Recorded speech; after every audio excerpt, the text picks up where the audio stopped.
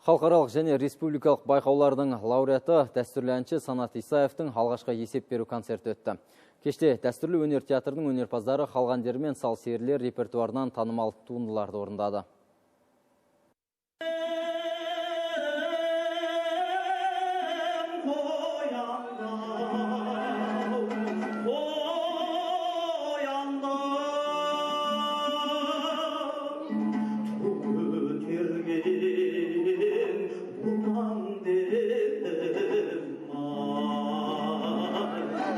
Қоңыр әуезді және қазақы нақыштағы ұлттық классикалық шығармаларға бейім Санат өнерлі отбасында дүниеге келген.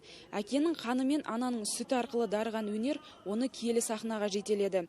Этнографиялық ансамбльдің сүйемелдеуімен ән шырқап, театрландырылған қойылыммен шыққан Санат әртістік қырынан да көрінді.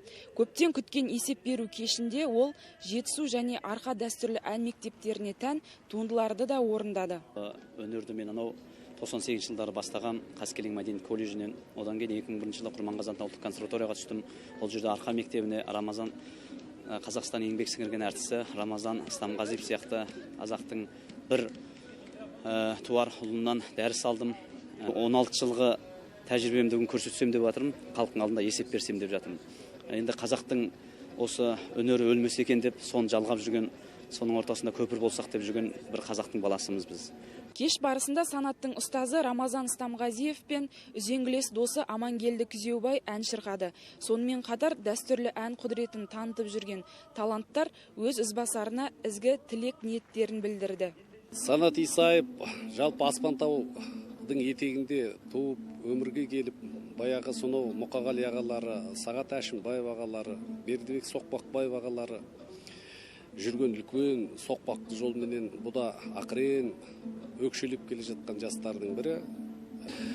Санат енді бүгінгі уақытта үлкен өткелдерден өтті. Бұл дауыс өзі табиғатынан берілген таза тенор. Мына өнерге келгелі көз алдымызда өсіп келе жатқан бала деп айтуға болады.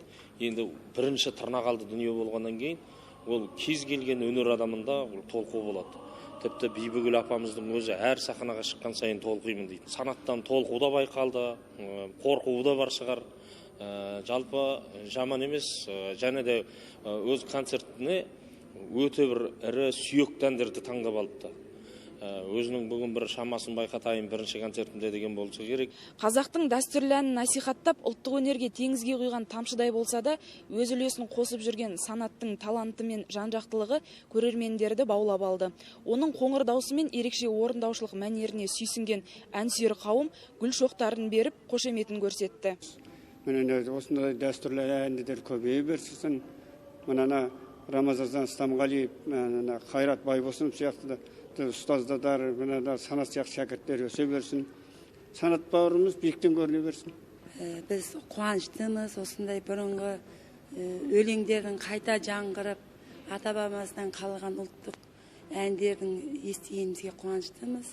Дәстүрлі әндеріміздің осылай ұрпақтан ұрпаққа жетіп жаңғыруына қуаныштымыз. Осындай концерттерге жастар көп келсе екен. Сан ғасырлық тарихы бар дәстүрлі ән өнері сұрапыл ғасырлар ағымынан өтті. Қазір оның кенжелеп тұрған заманы десекте, Алатау дәстүрлі өнер театры ашылғалы ұлттық өнерді насихаттау ісі қарқын алып келеді.